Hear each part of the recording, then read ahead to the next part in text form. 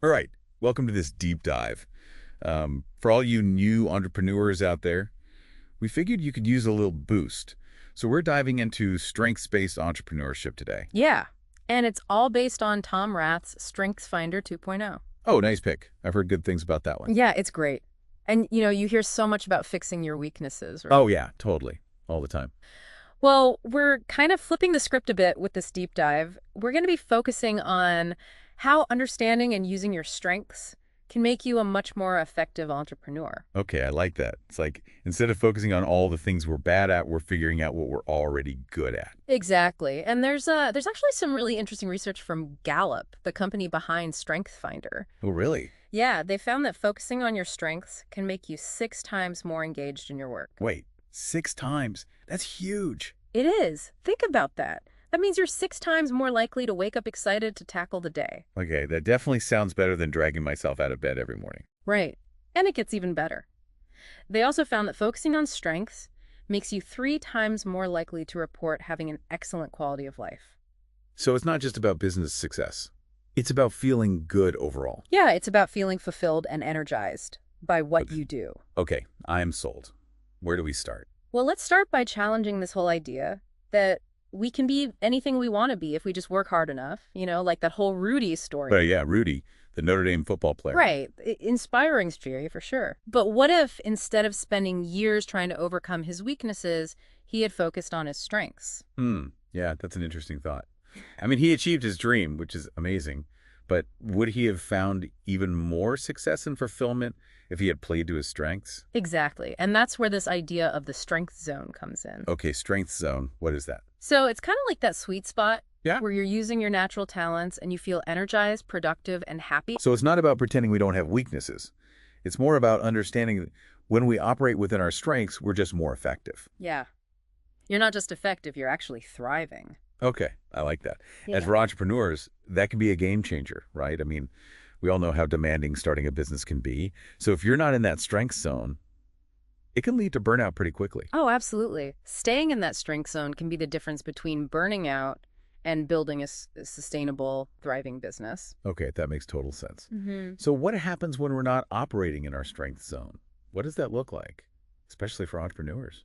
Well, just imagine dreading going to work every day, feeling constantly frustrated by tasks that feel like a constant uphill battle. Ugh, I've definitely been there. Yeah. I could see how that would kill any entrepreneurial dreams pretty quickly. Right. And for entrepreneurs, operating outside your strength zone can impact everything, from customer interactions to your ability to make good decisions. You're not at your best, so everything suffers. Okay, so we know being in the strength zone is important, but how do we even figure out what our strengths are? I feel like that's not always so easy to just know. You're right, it's not always obvious. That's where the StrengthsFinder 2.0 assessment comes in. It measures 34 different themes of talent. 34. Wow. What are those? They're basically recurring patterns in how we think, feel, and behave. Okay, so it's not just about labeling you as a certain type. It's more about understanding the patterns in how you operate. Exactly. And the assessment helps you identify your top 5 talent themes.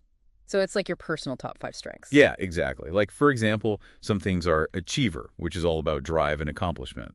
Activator, which fuels action. Strategic, which helps you see patterns and plan. And relator, which is about building strong relationships. Oh, interesting. So even if 2 people share a top theme, like strategic, for example, they might express it in totally different ways. Absolutely. That's one of the things that makes this assessment so cool. It's personalized. It's not just about labeling you. It's about helping you understand how your unique combination of strengths plays out in your life and work. Okay, this is making my wheels turn. So let's say I've taken the StrengthsFinder assessment and I know my top 5 themes. Now what? How do I actually put these strengths into action? That's where it gets really exciting. Knowing your strengths can help you with so many aspects of building a business. Like what? Well, for starters, it can help you choose the right business idea. For example, imagine someone with strong ideation talents.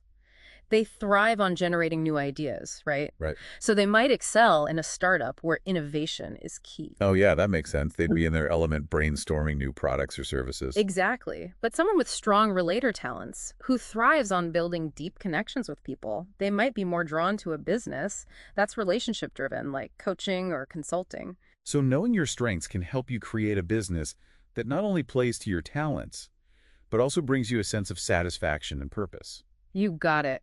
It's Yeah. about finding that sweet spot where your work feels like an extension of who you are. Okay, I'm seeing the light. But what about the areas where we struggle? We can't just ignore our weaknesses, can we? You're right, we all have weaknesses, but instead of trying to conquer them, the strengths-based approach encourages us to manage them strategically. So it's more about finding ways to work around our weaknesses. Exactly. One strategy is to delegate or outsource tasks that drain you. Like, why spend hours wrestling with bookkeeping if numbers make your head spin? Right. Find someone who loves numbers and let them handle it. Exactly. Another approach is to partner with people whose strengths complement yours. Like, remember that story of Hector and Sergio? Hector and Sergio, refresh my memory. Hector was an amazing shoemaker, Yeah. but terrible at sales. And Sergio, well, he could sell ice to Eskimos. Oh yeah, I remember that story. They formed a partnership that played to both of their talents and built a successful business together. It's a perfect example of how combining strengths can create a powerhouse team. This is so empowering. It's like shifting from a mindset of limitation to a mindset of possibility. Instead of focusing on what I can't do, I'm starting to see all the amazing things I could achieve by harnessing my strengths and collaborating with others. That's the beauty of this approach. It's about working smarter, not harder. Okay, I'm hooked. But before we move on, I have one more question. We've been talking a lot about the power of strengths, but are there any downsides to focusing so much on what we're good at? Could it backfire in any way? That's a great question. And it's important to remember that even strengths can have downsides if they're not managed thoughtfully. Even a positive trait, when taken to an extreme, can become a negative. So it's not about becoming blindly obsessed with our strengths. Yeah. We still need to be self-aware and use our strengths in a way that benefits both ourselves and the people we work with. Absolutely. It's about finding that balance and being mindful of how our strengths might impact others. For example, someone with strong command talents might be a natural leader, but if they're not careful, their directness could come across as bossy or insensitive. That makes sense. So even with strengths, it's all about self-awareness and thoughtful application. Exactly. And that's something we'll explore further as we delve into specific talent themes. Okay, sounds good. I can't wait to dive into those themes. Yeah. But for now, I think we've covered a lot of ground. We have, and this is just the beginning. There's so much more to explore about each of the 34 talent themes and how they can be leveraged in the entrepreneurial world. All right, I'm ready to unpack some of these specific talent themes and see how they actually play out in the real world. Can we start with achiever? I feel like that's a talent you'd see in a lot of entrepreneurs. You're absolutely right. Achievers are driven by this inner need for accomplishment. It's like they have this internal fire that keeps them going, always pushing for that next goal. So for an entrepreneur with strong achiever talents, a typical day might look like a never-ending to-do list, just constantly hustling and checking things off. That's a good way to visualize it. They're the ones who get a rush from ticking things off their list. But it's not about hitting one target and then stopping. They're always setting new goals, always pushing themselves further. That sounds exhausting, but also kind of inspiring. I can see how that drive could be incredibly powerful for an entrepreneur, but could it also be a recipe for burnout? That's a smart observation. It's definitely a double-edged sword. Think about Ted, the salesperson in the book. He describes how achiever can be both a blessing and a curse. It can propel you forward, but also lead to an imbalanced life if you're not careful. So how can entrepreneurs with strong achiever talents find that balance? How can they make sure their drive doesn't turn into an unhealthy obsession with work? It's all about being intentional. They need to actively schedule downtime, celebrate their wins, and make sure they're not sacrificing their well-being in the pursuit of achievement. It's like they need a stop button, right? Yeah. Even if they don't feel like they need it. Exactly. It's about building in those checks and balances to make sure they're using their achiever talents in a sustainable way. Okay, that makes sense. Let's shift gears and talk about activator. I have a feeling this one could be a game changer for getting a new business off the ground. Absolutely. Activators are all about action. They're impatient to get things moving, to see results. They don't believe in waiting for the perfect moment. They're ready to dive in and learn as they go. So while some people might get stuck in analysis paralysis, an activator's out there making things happen. Exactly. Think about Jane, the Benedictine nun in the book. When faced with an energy crisis, she didn't spend months researching alternative energy sources. She decided to drill a gas well on her property. Talk about taking action. Wow, that's incredible. It takes guts to just jump in like that. But I can also see how that impulsiveness could lead to some missteps. Or are there any downsides to this bias for action? You're right. It's important for activators to be mindful of how their actions might impact others and to learn to balance their drive with thoughtful consideration. So maybe partnering with someone who's more analytical or detail-oriented could help them avoid those impulsive mistakes. Precisely. It's about creating a team that balances those strengths. Think about Linda, the project manager in the book. She thrives under pressure. When deadlines loom and plans go awry, she's the one who stays calm, pivots, and finds solutions. That kind of resilience is invaluable for an entrepreneur, especially in the early stages when everything feels so unpredictable. You're right.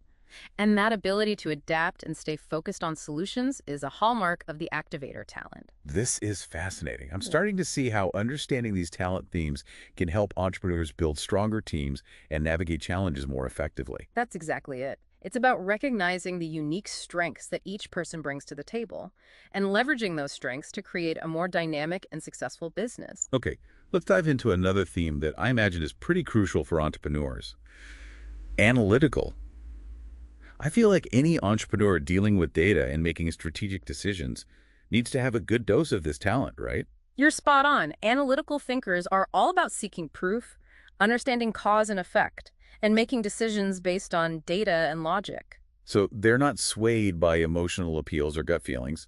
They want to see the numbers, the evidence, before they commit to anything. Exactly. Think about Jack, the human resources executive in the book. When someone made a claim about the company's salary levels, he didn't just take their word for it. He started asking questions about the data source, the sample size, the context. He needed that evidence to validate the claim. That makes so much sense. In the world of entrepreneurship where there's so much uncertainty, having someone with strong analytical talents can help ground the team and make sure they're not making decisions based on wishful thinking. Absolutely. And they're also great at spotting potential problems before they arise. They're always looking for those cracks in the foundation, those little details that others might miss. So they're like the risk assessors of the team, always asking, what could go wrong? That's a good way to put it. And that kind of foresight can be invaluable for an entrepreneur who might be tempted to get swept up in the excitement of a new idea without considering all the potential pitfalls. This is making me think about how these different talents can work together to create a more balanced and successful approach. So if you have an entrepreneur with strong achiever and activator talents, maybe pairing them with someone who's more analytical could be a recipe for success. But Right? that's a great insight. It's all about recognizing those complementary strengths and building a team that can cover all the bases. This is all so interesting. I'm starting to see how this strengths-based approach could really transform the way I think about building a business. But I'm curious, could this analytical approach ever be a hindrance? Could it lead to overthinking and a reluctance to take action? That's a valid concern. Like all strengths, analytical needs to be balanced. Jose, the school administrator in the book, talks about seeing structures and patterns before they even exist. That kind of visionary thinking can be incredible. But it's important for analyticals to recognize that sometimes you need to take action, even with incomplete information. So they need to be careful not to get stuck in analysis paralysis. Exactly. Sometimes you just have to trust your gut and take a leap of faith. That makes sense.